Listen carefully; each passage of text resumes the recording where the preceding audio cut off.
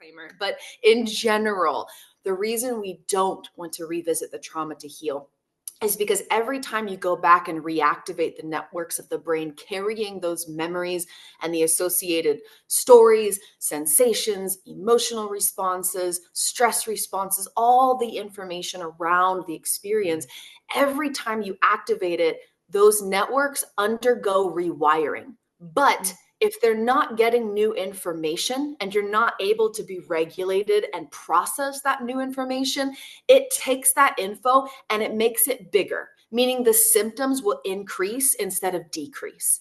And so you have to be in a place where you can stay fully grounded and regulated and the new information can get processed. But that's literally not possible when you're healing trauma, because the whole thing of healing trauma is it dysregulates your nervous system and you're no longer processing the present moment.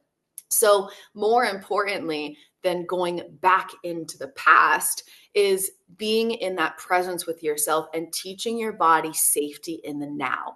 Because neuroscience discovered that memories don't store the past for the sake of storing the past. They're storing that information to try and help us navigate our life.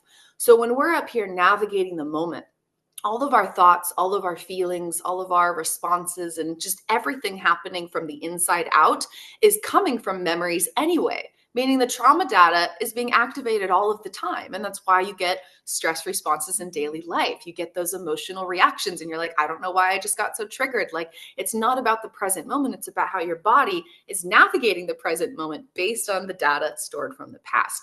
So if you're navigating your everyday life and you're teaching your body safety, you're teaching your body, I'm here, it's now, I am loved, I am safe, I feel the sensations in my body and I'm fully oriented in the now, then that trauma data is like, oh no, stress, dysregulate. Oh wait, I don't have to dysregulate. I'm safe. Oh, and then it's getting rewired, but you don't have to go revisit the past to make that happen. And you're less likely to re-traumatize yourself because you're just focused on that presence and safety. The other reason it's not so advisable to revisit the past is because it gives the past power. You're saying, yeah, I'm here and it's now and I'm me and I'm living life. But there's this thing in the past of something that happened outside of me in a moment that's no longer here that has more power than I do right here, right now.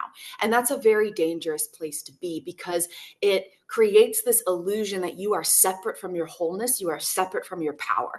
But if you're focused on that presence and teaching your body safety in the now, teaching yourself a new relationship with those parts of you right here, right now, you're like, wait, I have power here and now, and it has nothing to do with anything that's ever happened before this moment. This moment is where the power is. And reclaiming that power is a big part of healing because part of trauma is feeling disempowered, feeling like your power was ripped away from you. Physically, mentally, emotionally, spiritually, the power that you had during that trauma was taken from you. So if you can be in the present moment, teaching your body safety, teaching those parts of you that you have a loving relationship with them right here, right now. You're going to meet their needs in the now. You're reclaiming that power. Then you start to embody a power that heals you. Because if you feel the power that you have now, then the powerlessness that you did not have, or the powerlessness you felt in the past, the power you did not have, that starts to dissolve. It starts to fade. It starts to get alchemized, and it's no longer going to overtake your life.